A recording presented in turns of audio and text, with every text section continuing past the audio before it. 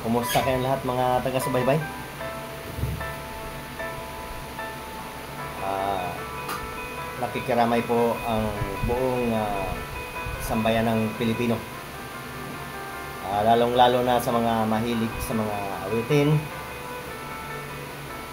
paalam, kaprede. Mga guys, hindi naman po ako nagbabalita sa inyo na sasabihin ko na yumao na ang ating idol na si Kaprede.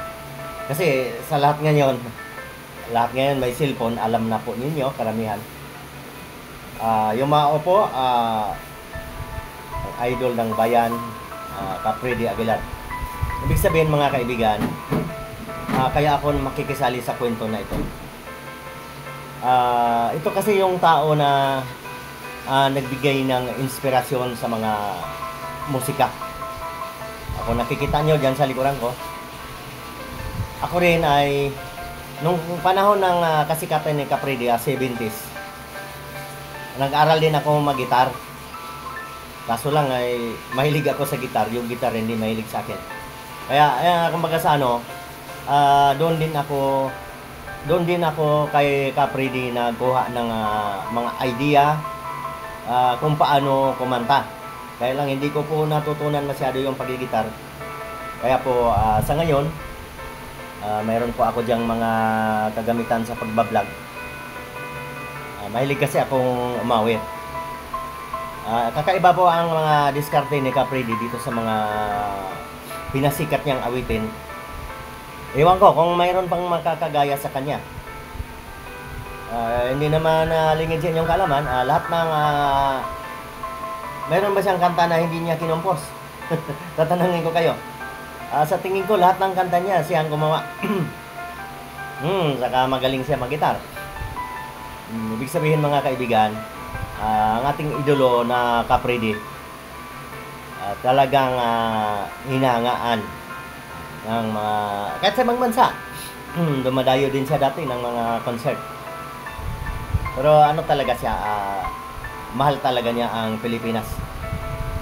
Kung maalala ninyo, sino bang singer na nagiging tauhan ng ating bansa? Naging kabinete. Hindi nyo na itanong yan. Diba? Naging tauhan siya ng ating dating Pangulong naging lingkod siya sa ating bansa. Hindi ko nababanggitin. Ibig sabihin, sa pagmamahal niya sa bansa, kasi ang mga compose niya puro patama. Kagaya niya, ang anak.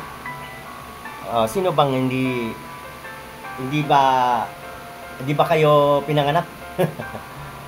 Yun, anak. Ibig sabihin, siguro nag-edad ako niya ng mga 12, kasikatan yan, 70s. Alam niyo, si Kaprede, mas matanda sa akin ng 8 taon eh.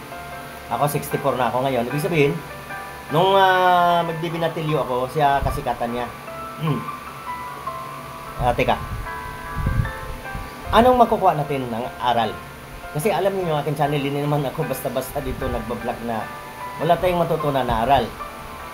Si Kaprede, bagamat nawala na siya, ang kanyang alamat, ang kanyang mga kwento ng kanyang buhay nandiyan. Kaya sana, kagaya niyang anak, siya din may compose niyan eh. Huwag tayong magiging pasaway sa ating magulang. Pero may compose din si Kaprede. Hindi rin siya nagpapigil sa kanyang magulang eh. Hinanap din niya ang, di ba, yung anong kanta ngayon? Hindi ko masyado, basta pinili niya ang buhay musika dahil nga sa pagkahilig niya sa musika. Sige, hindi natin habaan ng kwento. Ibig sabihin mga kaibigan, ano ba yung ano pa ang kwento niya? Di ba, ina? Di ba, anak, ina. Lahat kasi may patama eh. Ano bang patama ng anak? Ibig sabihin, maraming swael na anak. Hindi man lang inisip na nung sanggol pa siya ay napupuyat ang kanyang ama't ina sa pag-aalaga. Pero kung minsan ang mga anak ay nagiging matigas ang ulo at kakalabanin pa ang magulang. Ay ganun talaga ang buhay ng tao. Ibig sabihin mga kaibigan, kailangan po talaga na sundin natin ang kalooban ng Diyos. Para hindi tayo masabi na suwail na anak. Di ba?